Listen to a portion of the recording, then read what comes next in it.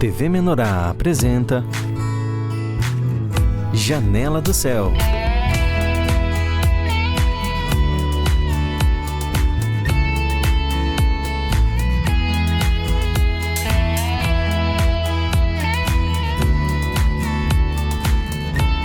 Janela do Céu.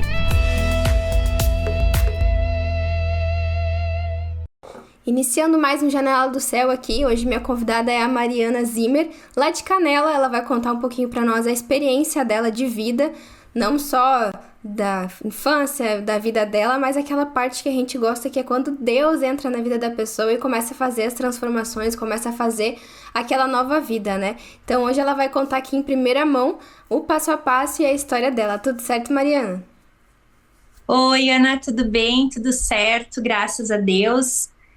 Vamos lá, né, pra contar um pouquinho contando pra gente, desde da infância, talvez, da adolescência, ou quando foi que tu sentiu, assim, que talvez tua vida precisava de uma mudança, o que tu tava experienciando? Conta pra nós.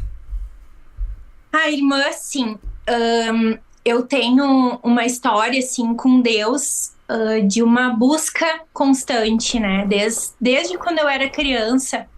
Eu tive a minha nona, eu sou de família italiana, né. Então, eu tive a minha nona, que era uma pessoa extremamente religiosa, assim. Ela era muito comprometida com as coisas de Deus, né? Eu chegava lá de tarde, por exemplo, ela estava lendo a Bíblia, né? Uhum. De noite, ela fazia sempre, a gente tinha que rezar, né? De joelho, todas as noites. Eu não sabia o que eu estava fazendo, né, irmã, assim, mas eu sabia que aquele era um momento santo, que aquilo era um momento onde eu estava buscando a Deus e eu tinha um respeito por aquele momento, né. Então, a minha base religiosa, assim, a minha base de busca a Deus sempre foi ela, né, que era uma mulher muito querida por todos, que era uma mulher, eu nunca via ela falar das pessoas, ela tinha uma conduta de vida cristã, né? E nós éramos muito amigas, né? A gente era sempre... nós dizíamos que a gente era melhores amigas. E então, isso foi na minha infância. Eu ia na missa junto com ela, né? E eu sempre buscando, só que eu nunca me conectava, né? Eu nunca tive, assim, um relacionamento com Deus dentro disso. Era por meio dela que tu tinha esse contato. Era por meio dela. Eu ia com ela, porque eu acompanhava ela em muitas coisas, assim, na minha vida. Tipo, ela ia tomar chimarrão na casa da vizinha todos os dias, às 5 da manhã. Eu ia junto com ela, sabe? Aqui faz muito frio, né? No inverno, então ninguém acreditava que eu saía da cama naquele horário pra ir com ela, acompanhar ela nas coisas. E eu sempre ia junto, então eu ia junto na missa, eu ia junto fazer as coisas com ela, né? E a gente chegava na casa dela, ela estava sempre assistindo algo do Senhor, né? Então, tudo isso, eu me lembro que eu chegava lá, esse horário, assim, um horário da tardinha, assim, sabe? E ela estava olhando, sempre fazendo um cafezinho, que ia ser a janta dela, né? E ela sempre... Eu me lembro do cheiro de estar sentindo aquela paz porque eu sabia que ela era como se eu encontrasse Jesus, sabe, na dela, né? Só que o tempo vai passando, né, irmã? A gente vai crescendo. E aí eu vou, né, me mudei, porque eu morava do lado da casa dela, né? A gente se mudou. Até os 9 anos eu morei ali do lado da casa dela. E aí eu fui procurando os meus caminhos, né? Ainda sempre tivesse um relacionamento muito estreito com ela, sabe? Assim, a gente sempre... Mas eu não estava mais ali, sim, né? Não tinha mais aquele ambiente de contato diário, talvez um ouvir falar, né? Isso aí. Algo que alimentasse aquilo todos os dias. A minha mãe e o meu pai também sempre tiveram uma conduta. A minha família, assim, toda sempre também teve essa referência da nona, né? Então, todo mundo sempre teve uma conduta, assim, de fazer as coisas da forma mais correta possível, né? Mas essa crença, assim, essa busca religiosa era mais com ela, né? Aí chegou um tempo em que eu eu não me lembro que idade eu tinha, né? Mas foi ali na minha adolescência, mais ou menos, eu comecei a buscar outras coisas, né? Eu comecei a acreditar, assim, nessas coisas mais holísticas, né? Eu nunca fui uma frequentadora de nada, né? Mas eu acreditava, então eu buscava muito, lia vários livros, né? Que só Jesus. Então mas eu buscava nessas coisas mais holísticas, mais alternativas, né? Porque eu nunca, como eu falei, desde o início, desde a infância, eu não conseguia me conectar com a Igreja Católica, né? E tinha essa Então, busca, tu queria ter algo mais profundo, algo espiritual na tua vida? eu queria.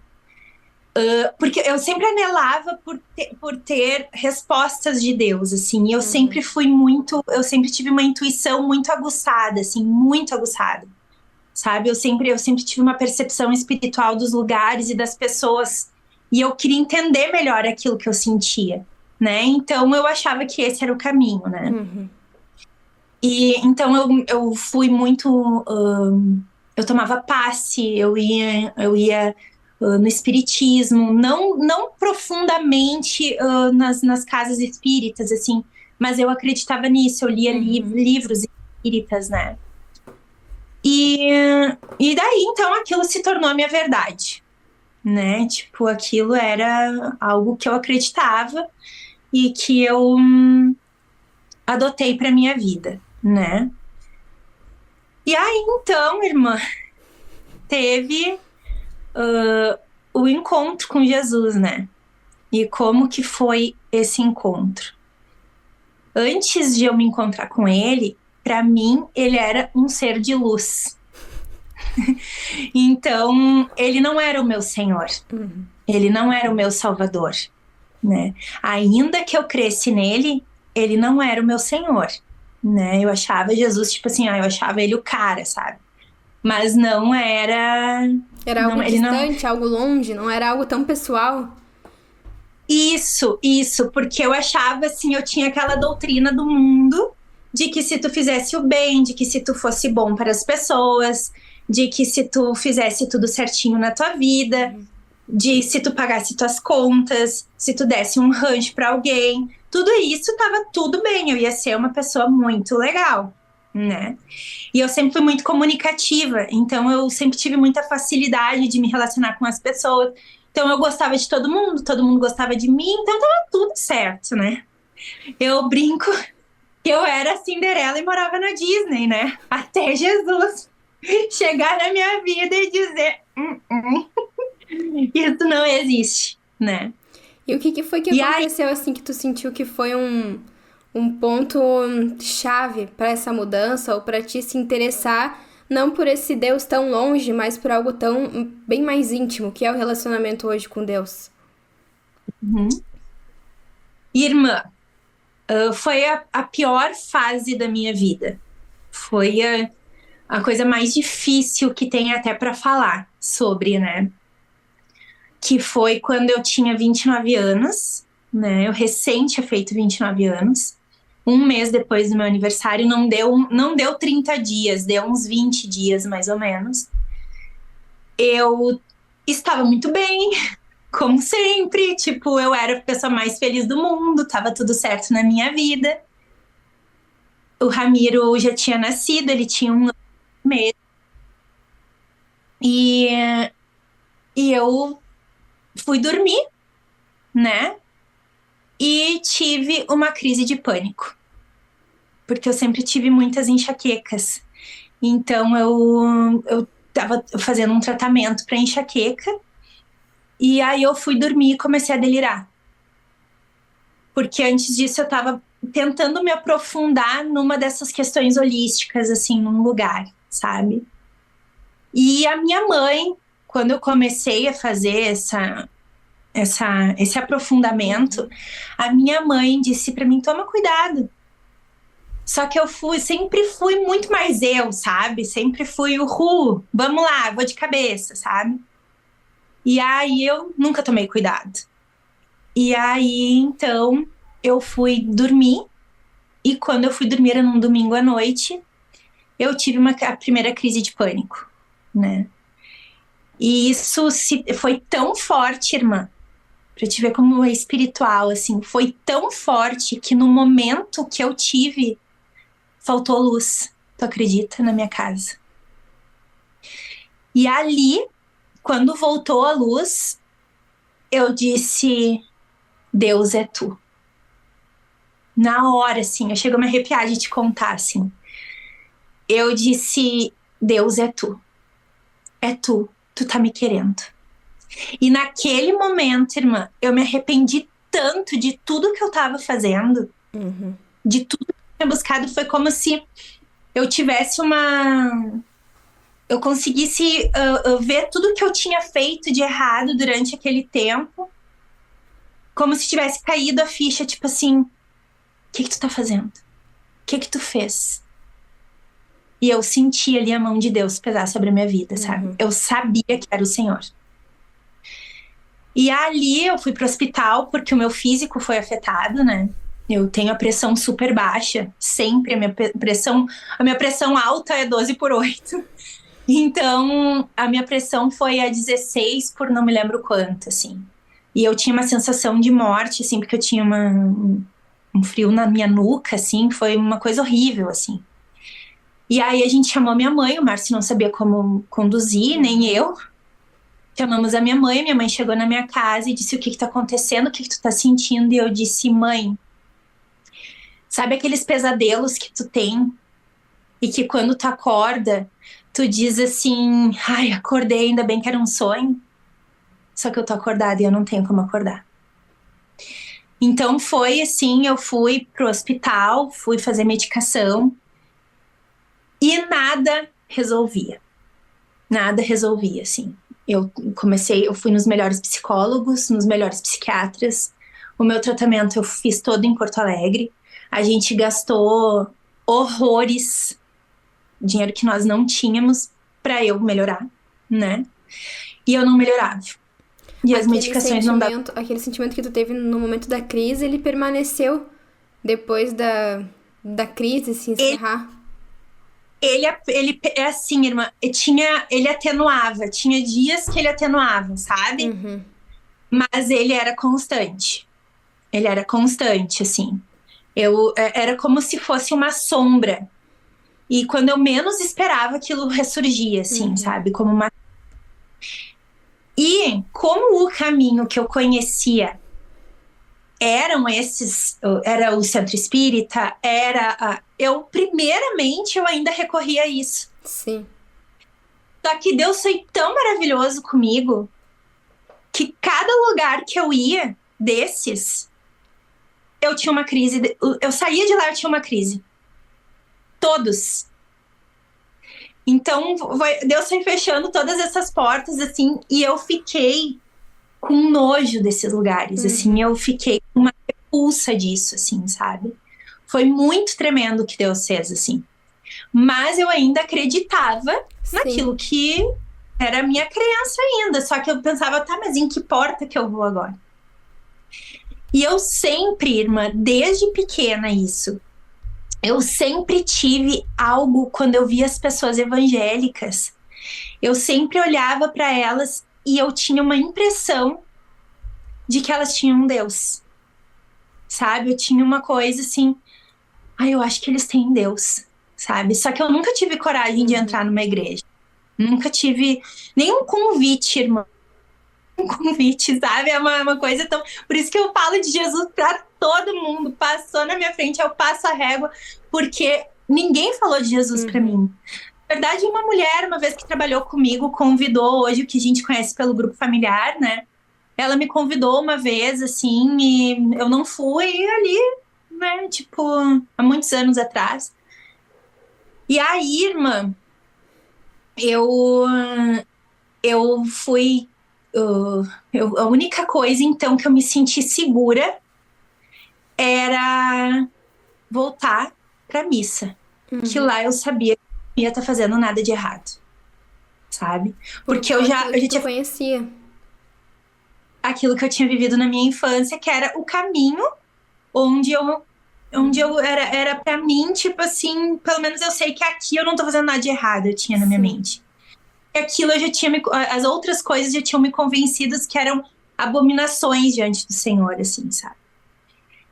E aí eu voltei pra missa, só que o meu marido não me acompanhava, eu ia sozinha. E de lá eu nunca saí pior. Mas ou eu saía igual, ou eu saía um pouquinho melhor, que durava uns 2 dias, até terça. Terça eu já piorava, sabe? Aí eu tentava ir nos grupos de orações que eles tinham, mas nunca aquilo me preenchia, não me conectava, era muito raso para mim. Só que desde que aconteceu isso, eu pedia, Senhor, aonde tu tá? Eu preciso te conhecer porque eu não te conheço. Eu preciso de ti, Senhor, eu preciso de ti, eu quero ver onde é que tu tá, Senhor, e eu vou me entregar pra ti, eu entrego a minha vida. Eu já entregava antes, sabe? Eu entrego a minha vida pra ti, mas tu precisa me mostrar onde tu tá.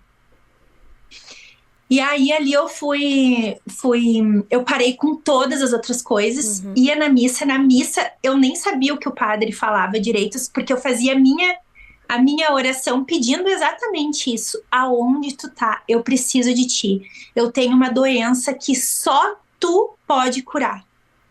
Irmã, eu chegava ao ponto, olha o que é isso, a dizer pro Senhor assim, ó, Senhor, me dá câncer e tira isso de mim. É uma loucura, mas eu cheguei a esse ponto, assim. Porque isso me levou a um estado depressivo, né? E antes eu pensava que depressão era coisa da cabeça, de quem não tinha o que fazer, né? E aí, irmã, foi indo e um dia o meu marido chegou em casa e me disse assim, eu tenho uma cliente minha que tá sempre me convidando pra ir lá na casa dela fazer oração. Eles chamam de grupo familiar. E aí eu disse, eu quero ir. Porque eu passava, irmã, olha que tremendo isso também. Eu passava na frente das igrejas evangélicas e elas estavam com a porta aberta sempre. E eu pensava assim, eu vou entrar. E eu ouvi uma voz me dizendo, eu não te mostrei onde é ainda. E aí, irmã, isso foi muito legal, as experiências assim que eu tenho com Deus, que eu tenho vontade de contar, assim, né? Porque tu sair do poço não tem preço, sabe? E aí eu passava na frente das igrejas e ouvia essa voz, muito medo de entrar na porta errada, porque eu tava muito fragilizada. Sim. E naquele momento, se eu caísse nas mãos erradas, eles fariam o que queriam comigo, sabe? Então eu tinha essa consciência de que eu tava muito fragilizada. E então eu continuei, eu parei, né? Só ia na missa. Então, e meu marido chegou um dia em casa falando isso. Tem uma cliente minha. E eu falei pra ele, eu disse, eu quero ir. E aí ele me disse, capaz? Ele falou assim, não vou não, vai que aquela gritaria, a gente se atirando no chão. Aí nós não vamos mais e eu perco o cliente. Aí, toda segunda-feira eu dizia pra ele, vamos. E ele, não. E aí foi passando, isso passou 1 mês ou 2 meses. A gente tava construindo uma casa. E aí, um irmão, que hoje é nosso irmão, mas eu não conhecia ele, né? Me indicaram ele pra colocar o ar-condicionado. E aí o Márcio foi pegar ele, porque nessa casa onde nós construímos tinha um pedágio pra passar e era um pouco longe. Então, eu me ofereci pra pegar ele, pra ele não ter que gastar gasolina e nem pagar pedágio. E disse que meu marido pegaria ele, então, combinei um ponto de encontro. Eles, sim, né, foram lá num sábado de manhã. E o Márcio disse, o que tu foi combinar? Às 8 da manhã, o cara não vai ir, né? Ele falou. Eu disse, bom, se ele não for, tu volta. E quando ele chegou, o irmão tava lá, esperando. Então ele já ganhou créditos. Por isso que a nossa conduta diante dos nossos compromissos que a gente assume ganha as pessoas para Deus. E aí eles foram conversando, era um caminho longo, né? Até essa casa onde a gente estava construindo. Eles foram conversando e eu nunca vou me esquecer. Isso foi dia 8 de junho de 2013, num sábado de manhã. O meu marido chegou em casa e me disse assim: amor, eu conheci um cara que é amigo de Deus. E nós vamos ir na igreja desse cara. E tu não sabe o que ele me falou, para o que ele me convidou. Eu disse o quê? Para o mesmo grupo que a minha cliente me convida, para o grupo na casa dela. Ele participa. Naquela hora dele, e ele me falou assim, ó, e nós vamos ir. Quando ele me falou isso, irmã, eu ouvi aquela mesma voz que me dizia que não era para eu entrar, que ainda não tinha me mostrado onde era. Eu ouvi assim, ó, tá aí a tua resposta. Bem assim. Irmã, na hora eu comecei a chorar. A minha vida começou a mudar desde aquele instante. E ali eu decidi, é esse o lugar que eu vou, porque Deus tinha falado comigo. E no primeiro grupo familiar que eu fui, eu só chorei. Só chorei. E a irmã, a dona da casa, essa cliente do Márcio, me deu um pedaço de papel higiênico para eu secar minhas lágrimas. E eu vi Deus através daquela atitude. Ninguém nunca tinha me alcançado um pedaço de papel higiênico. Eu secar minhas lágrimas, sabe? E aquilo pra mim, assim, foi uma experiência com Deus, porque em cada detalhe Deus estava me acolhendo, sabe? Isso é interessante, né? Porque quando a gente vai convidar as pessoas, às vezes, ou a gente é cristão, né? A gente espera ver Deus e a gente quer que os outros vejam Deus, mas a gente não expressa às vezes Deus, né? Como tu disse, foram várias atitudes pequenininhas, tanto da tua avó na atitude dela, quanto depois nas pessoas que tu conheceu, que te convidou, foram atitudes que te mostraram Deus, sem tu ver Deus na tua frente de fato, né? Mas tu via Deus ali no meio, né? Tu via uma expressão, um amor, um cuidado, e às vezes a gente ignora essa parte, né? Eu sou cristã e os outros vão ver Deus, mas eu não quero fazer a minha parte. Mas é nas pequenas coisas que as pessoas conseguem ter esse contato com Cristo, né? Assim como o teu marido falar que conhece alguém que é amigo de Deus, né? Isso é porque viu uma expressão, né? Teve algo de diferente ali na situação. Claro, isso é não é a nossa pregação que vai ganhar as pessoas. É nas nossas atitudes que vão ganhar as pessoas, expressando aquilo que a gente ouve na pregação, né? E aí, então, Deus usou várias situações, várias pessoas, a gente foi muito acolhido. E eu, naquele momento, eu já sabia que era isso que eu queria pra mim, sabe? Desde o primeiro dia.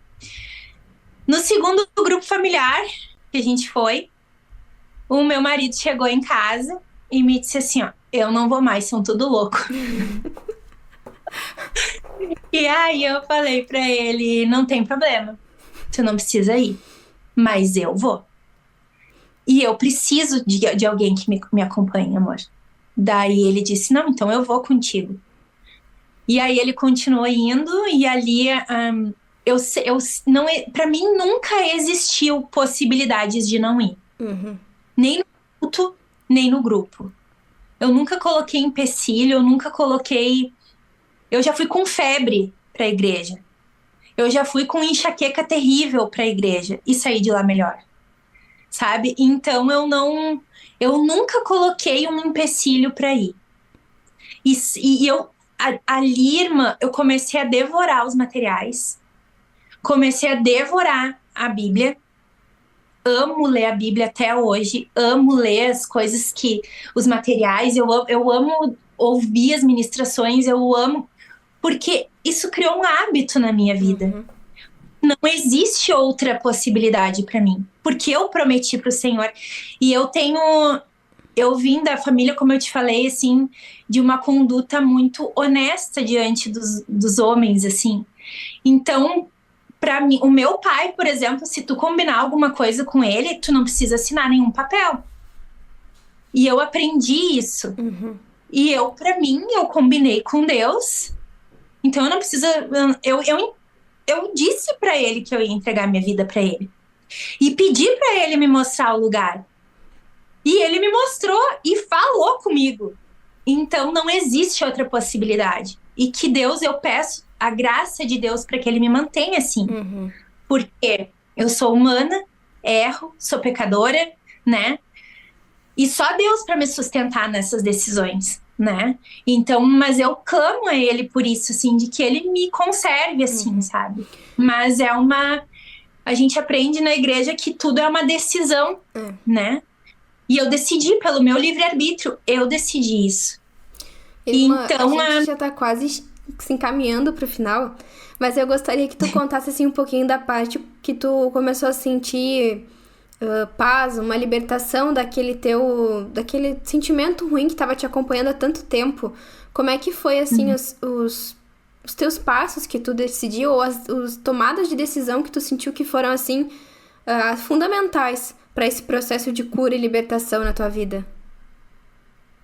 Irmã, como eu te disse, desde aquele momento em que eu ouvi, tá aí a tua resposta, a minha vida já começou a mudar. Porque a minha esperança na cura foi alimentada.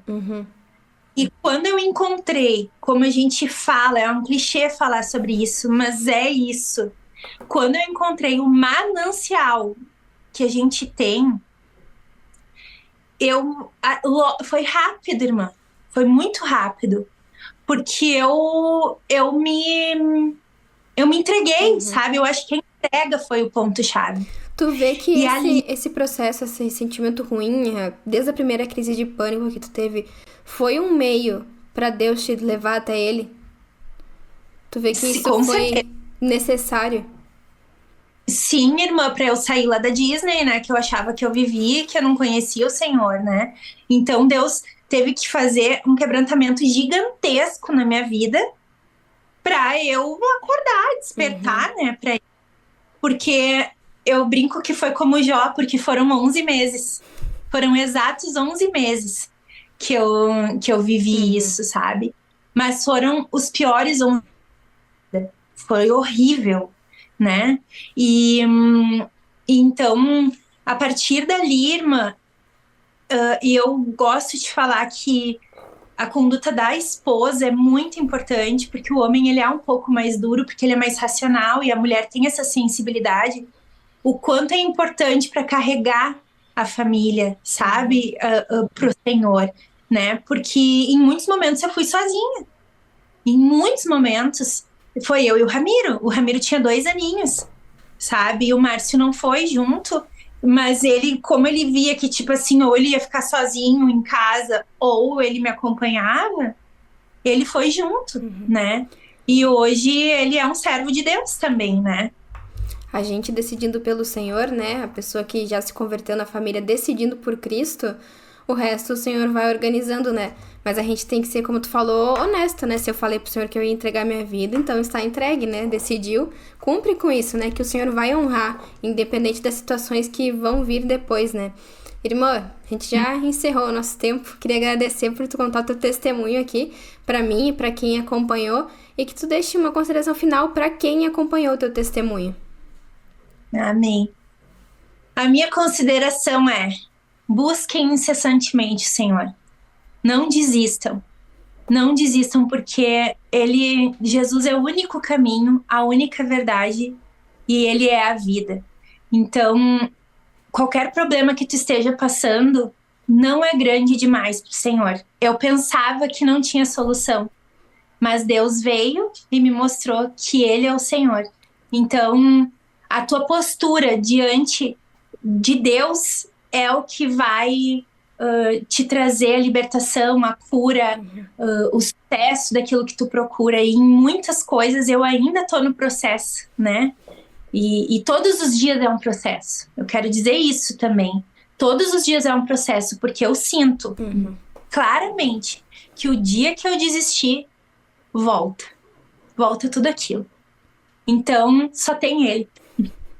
Então fica aí pra vocês não só a palavra, né, mas uma história aí, um testemunho vivo, né, da transformação que o Senhor faz, dos meios que o Senhor faz. Muitas vezes quem tá passando por uma situação, né, às vezes tá sentindo tudo aquilo e não sabe o que é, né, tá aqui um testemunho, né, que às vezes é o Senhor que te move, o Senhor que faz as coisas para que tu se entregue, para que tu encontre o caminho, né. Então, como a irmã falou, continua firme, o Senhor vai completar a boa obra que iniciou, né? Muito obrigada, irmã, por contar teu testemunho aqui hoje. Amém. Eu que agradeço pela oportunidade de estar aqui compartilhando essa vitória do Senhor na minha vida com todos os irmãos. E muito obrigada a todos que acompanharam o testemunho hoje aqui no Janela do Céu.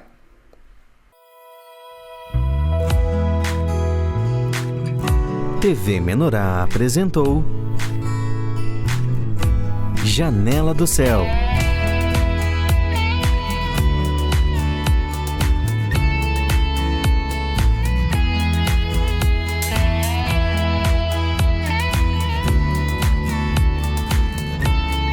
Janela do Céu.